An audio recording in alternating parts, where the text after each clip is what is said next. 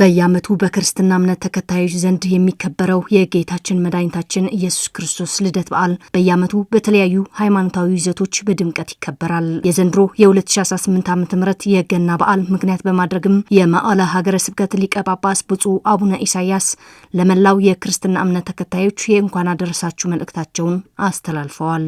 በስመ አብ ወወልድ ወመንፈስ ቅዱስ አሐዱ አምላክ አሜን።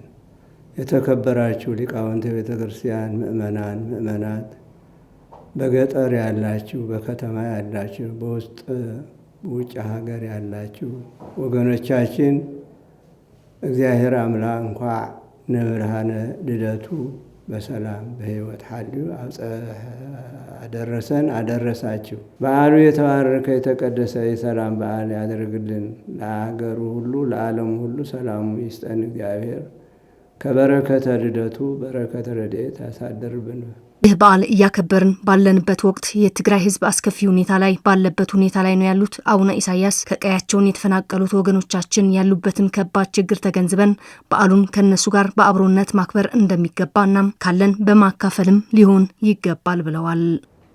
ስለዚህ ልደት ብለን በየዓመቱ የምናከብረው ለተቸገረ ሁሉ እንድንረዳ ነው እና በዓለ ልደት ብለን ስናከብረው የተቸገረው ስንጠይቅ ነው። በተለይ አሁን ሀገራችን ከችግር ነው ያለው። በተለይ ትግራይ ጭንቀት፣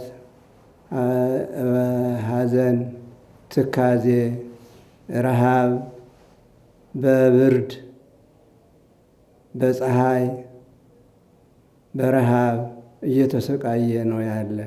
በዚያም እንደገና ደግሞ ከቤቱ ተፈናቅሎ በየኬንዳው ነው ወድቆ ያለ።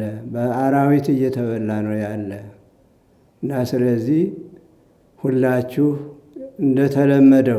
እንደተለመደው የምታደርጉት ሁሉ መንፈሳዊ ስራ እየተባበራችሁ አሁንም ይሄንን በዓለ ልደት በበረሃት በስደት በጭንቀት ያለው ሕዝባችን ሁሉ አስተባብራችሁ እንድትጠይቁ ነው። መላው የክርስትና እምነት ተከታይም በዓሉን በሰላም በፍቅርና በመተሳሰብ ሊያከብረው እንደሚገባም የመቀለ ሀገረ ስብከት ሊቀ ጳጳስ ብፁዕ አቡነ ኢሳያስ ጥሪ አቅርበዋል።